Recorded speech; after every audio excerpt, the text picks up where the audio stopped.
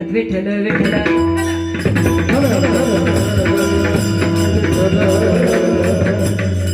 अभंगाचा सरळ सरळ भावार्थ तुमच्या समोर ठेवलेला आहे महाराज. त्यामुळं बाकी काही नाही लक्षात राहिलं तरी चालेल, परंतु आजचा माझ्या समोरचा समाज हा सुसंस्कृत, शिक्षण, आर्थिक, सामाजिक, राजकीय क्षेत्रातील हा सर्व समाज समोर आहे. त्यामुळे सुशिक्षित वर्ग असल्यावर आपल्याला जास्तीचं काही सांगायची गरज नाही महाराज. परंतु जाता जाता सांगून जाते, आज आमच्या आयुष्यामध्ये शिक्षण आलं, आम्ही शिकून मोठे झालो, आम्ही प्राचार्य झालो, आम्ही मायबाप IAS झालो, PSI झालो, डॉक्टर झालो, इंजिनियर झालो, सगळं काही करता आलं. परंतु माझ्या जीवनात आमचं प्रेम मात्र कमी कमी होत चाललेलं आम्हाला दिसून येतं.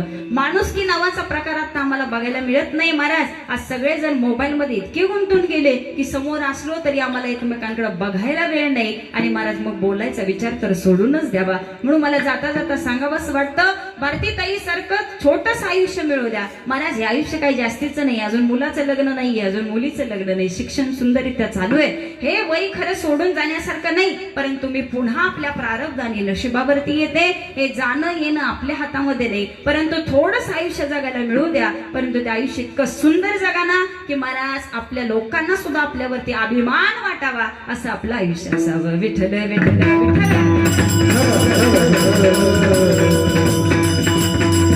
भारतीय डाक विभागामध्ये अभिकर्ता महिला अल्प बचत गट म्हणून महाराज याच्यामध्ये सुंदर असं यांचं कार्य असावं. आर्थिक बचतीचं महत्व पटवून देण्याचं कार्य त्यांनी सुंदररित्या पार पाडावं.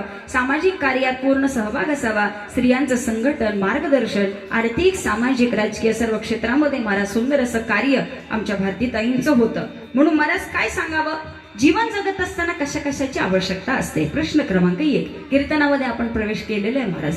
थोडक्या वेळात आपल्याला कीर्तन वृत्त घ्यायचंय. 4 चरण तुकोबऱ्याने इतका सुंदर उल्लेख केला. तरी आईचं कार्य काय आहे? आईनं जन्म दिला म्हणजे कार्य संपलं का महाराज?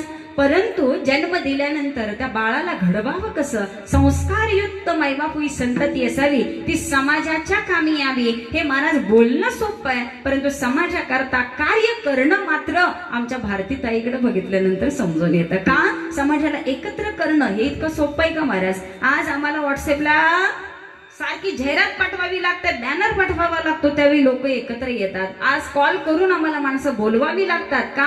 आज मनुष्य इतका बिझी झाला की महाराज या बिझी आयुष्यामधून 2 तास वेळ काढणं हे सुद्धा लोकांना आता अवघड झालेलं आहे. इथं बसलेल्या लोकांपैकी महाराज तीच मंडळी इथं पोहोचली की ज्यांचा जीव आणि ज्याची श्रद्धा आणि ज्याचं प्रेम या कुटुंबावरती आहे. आणि त्या कुटुंब करता इथं आलेली ही सगळी मंडळी आहेत. विठ्ठल विठ्ठल विठ्ठल